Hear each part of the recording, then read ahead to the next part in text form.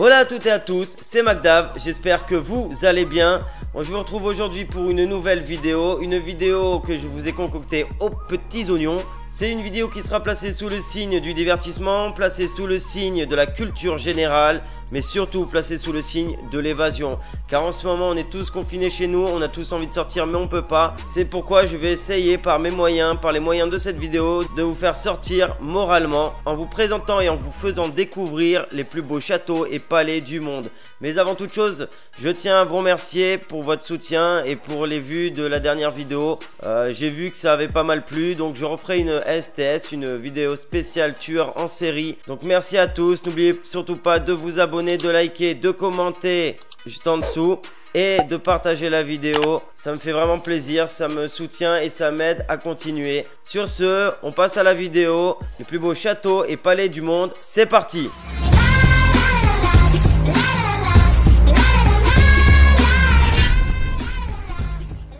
Mon premier château est le château de Pélès. Le château de Pélès est situé au nord-ouest de Sinaia, en Roumanie. Sa construction a duré 10 ans, de 1873 à 1883. Mais ses travaux d'aménagement a duré jusqu'en 1914. Sa construction est commandée par le roi Charles de Hohenzollern-Sigmaringen, qui deviendra le roi Carol Ier de Roumanie en 1881. Ce qu'il y a de particulier dans ce château, c'est qu'une centrale électrique a été construite sur les rives de la Pélès, faisant ainsi de ce château le premier château d'Europe à disposer de l'électricité. Initialement, le château est utilisé comme résidence secondaire, résidence d'été pour la famille royale. En 1914, il voit la mort de Carol Ier et y accueille aussi ses funérailles. Il est également la demeure de Michel Ier jusqu'à son abdication en 1947. Après cet événement, l'ensemble du site de Pélès est nationalisé et devient un lieu de repos et de détente pour les, je cite, camarades les plus méritants, car à l'époque c'était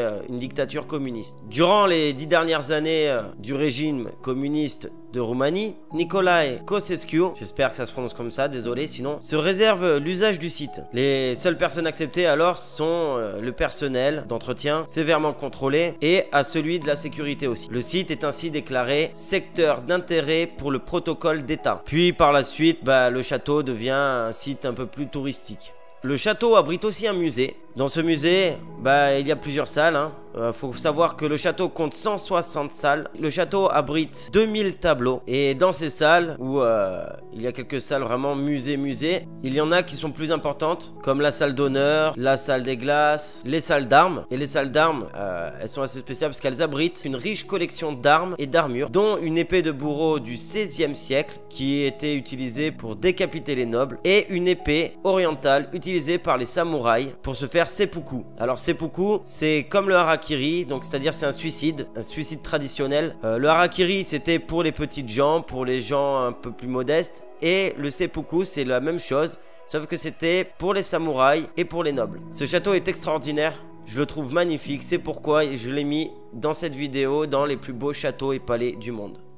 Pour mon deuxième château, on part un peu plus loin, on part au Japon. Il s'agit du château d'Imeji. C'est un château japonais situé, comme je l'ai bien dit, à Imeji, dans la préfecture de Hyogo. C'est l'un des plus anciens bâtiments du Japon médiéval et il est inscrit au patrimoine mondial de l'UNESCO car il est désigné comme l'un des trésors culturels du Japon. Il a une particularité, c'est que c'est l'un des châteaux japonais dont les tenshu, j'espère que je le dis bien, c'est les donjons en bois sont encore existants.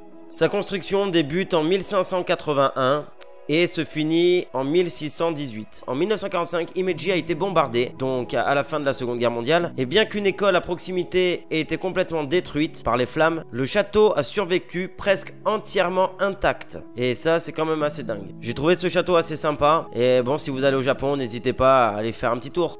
Mon troisième château sera le château de Neuschwanstein. Ce château se dresse sur un éperon rocheux à 200 mètres de hauteur, près de Füssen et de l'Allgäu. Le roi Louis II de Bavière l'a fait construire au 19e siècle. C'est aujourd'hui le château le plus célèbre d'Allemagne, visité chaque année par près d'1 million de touristes. C'est un château assez féerique. Même Walt Disney s'est inspiré de ce château pour l'architecture du château de la Belle au Bois dormant dans son premier Disneyland, ouvert en 1955 en Californie, puis aussi celui de Cendrillon. Mais vous le connaissez tous ce château car c'est celui du logo des studios Walt Disney, celui que vous pouvez voir avant tous les dessins animés. Beaucoup de mangas, de dessins animés de films se sont inspirés de ce château, car c'est vrai que c'est vraiment un château féerique. Pour moi, c'est un des plus beaux, vraiment un des plus beaux châteaux du monde. Pour moi, c'est le château de la Reine des Neiges, voilà. Et c'est pourquoi je l'ai mis dans cette vidéo. Le prochain château n'est pas un château, mais un palais.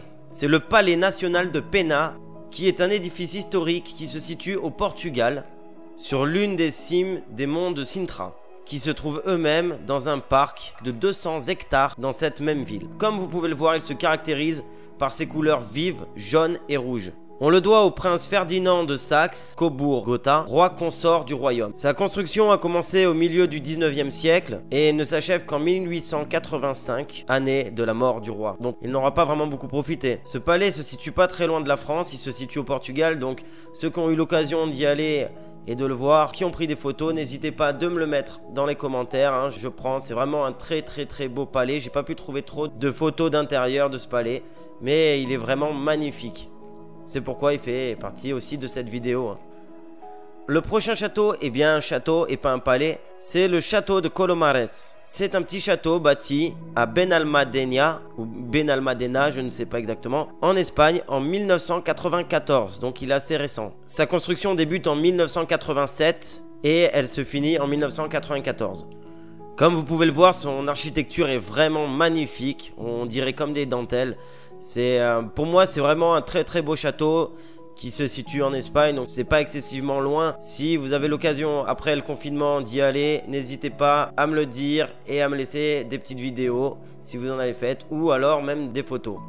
Ce qu'il faut savoir, c'est que c'est un monument qui est dédié à Christophe Colomb et qu'il a été construit par le docteur Martin et Martin.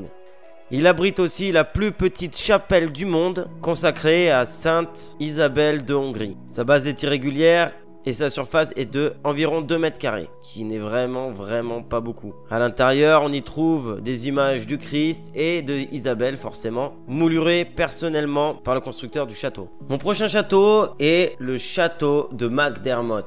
Il se situe en Irlande et il est perdu au milieu d'un lac, le lac de Loud Key. Il est appelé le Castle Island, mais il est aussi appelé le MacDermot Castle. Il est magnifique et il appartenait autrefois à la famille la plus influente de la région de Roscommon et fait partie des joyaux du lac. Il existe encore de nombreuses parts de mystère sur ce château. Toutefois, on situerait sa construction autour du XIIIe siècle. Son installation sur une île du Loud Key assurait à ses occupants calme, sécurité et vision à 360 degrés, ce qui était plutôt pratique pour surveiller tout le royaume. Aujourd'hui, à l'état de ruine, ce site fait toujours l'objet d'une grande fascination par les historiens, car il faut dire que le château est encore largement reconnaissable avec ses enceintes fortifiées, sa tour haute et ses murs crénelés défensifs. Le château s'étire ainsi tout en hauteur sur une île minuscule cernée par la végétation boisée, ce qui lui donne un charme authentique et pittoresque. Par contre, pour l'admirer, il faudra vous rendre en Irlande et prendre le bateau, ou alors vous y allez à la nage, mais ça risque d'être un peu compliqué. Malgré tout, je trouve que ce château est vraiment très beau et c'est surtout très ingénieux de l'avoir situé sur une petite île, car au niveau de sa protection, il n'y a pas mieux. Et en plus, pour surveiller le royaume, c'est vrai que 360 degrés, quoi de plus? C'est pourquoi il fait partie de cette vidéo. Revenons un peu en Allemagne. Je vous fais découvrir cette fois-ci le château de Liechtenstein. Ce château a été construit au XIIIe siècle et est situé sur l'Albtrauf, au-dessus de la commune de Liechtenstein. On l'appelle aussi le château des contes de fées de Württemberg. Il est bâti sur un piton rocheux défendu par une coupure naturelle. Et il fut complètement refait et décoré dans le style troubadour en 1842. Comme vous pouvez le voir, pour y accéder, il n'y avait pas trop le choix, c'était un passage, c'était le pont. Et si vous étiez un ennemi, c'était pas pratique, je pense. Donc voilà, je le trouve hyper joli et c'est pourquoi je l'ai mis dans cette sélection des plus beaux châteaux et palais du monde. Il faut dire qu'en Allemagne et dans les pays de l'Est, il y a énormément de beaux châteaux, au style un peu gothique, au style un peu moyenâgeux, et je trouve que c'est vraiment les plus beaux châteaux, quoi. On va partir maintenant un peu plus loin à l'Est et on va partir au Tibet. On va partir au Tibet et je vais vous présenter le palais du Potala, appelé aussi Potala. C'est pour moi un palais assez unique, surtout qu'il abrite quand même le Dalai Lama. Le palais du Potala se situe à Lhasa, dans la région autonome du Tibet. Le palais a été construit par le 5e Dalai Lama, Lobsang Gyatso. Ce palais comprend un palais blanc et un palais rouge, comme vous pouvez le constater sur les images, et ainsi que des bâtiments annexes. L'édifice incarnait l'union du pouvoir spirituel et du pouvoir temporel. Ce palais, assez immense et fort joli, bénéficie d'une protection au titre du patrimoine de l'État chinois depuis 1961. Il est lui aussi inscrit dans le patrimoine mondial de l'UNESCO depuis 1994. Devenu un musée, il est ouvert aux visiteurs. Au 18e et 19e siècle, cet édifice de 13 étages compté parmi les plus hauts du monde. Pour moi, c'est une merveille et si vous allez au Tibet, n'hésitez pas à aller le visiter. Je pense que ça vaut vraiment le détour. L'avant-dernier château est un château français. Je ne pouvais pas parler des plus beaux châteaux et palais du monde sans parler d'un château français. Forcément, en France, on a énormément de châteaux et des très très beaux châteaux. Alors, je vais pas vous parler du château de Versailles, qui pour moi est assez connu et qui est assez commun, je trouve, hein, par l'intérieur. Sinon, vu d'extérieur, il est assez commun, mais à visiter quand même. Je vais vous parler du château de Chambord, qui est pour moi le plus beau château de France, mais c'est mon avis personnel. Ce château est situé dans la commune de Chambord, dans le département de Loir-et-Cher, en région Centre-Val de Loire. Construit au cœur du plus grand parc forestier clos d'Europe, il s'agit du plus vaste des châteaux de la Loire. Il bénéficie d'un jardin d'agrément et d'un parc de chasse classé monument historique. Chambord est le seul domaine encore intact depuis sa création. L'origine du château actuel remonte au XVIe siècle, au règne du roi François Ier. C'est lui qui le fit construire à partir de 1519. Ce château a aussi vu la participation de Léonard de Vinci, eh oui, Léonard de Vinci, qui a fait construire à son centre un escalier où vous pouvez monter en même temps sans jamais se croiser. Ce qui est vraiment assez sympa et assez fou. Il y a énormément de tours. Moi, je l'ai visité et je le conseille à tout le monde. Dès que vous arrivez devant, vous croyez devant un château de princesse. Je trouve ça énorme, j'ai trouvé ça vraiment magnifique et fabuleux de le découvrir.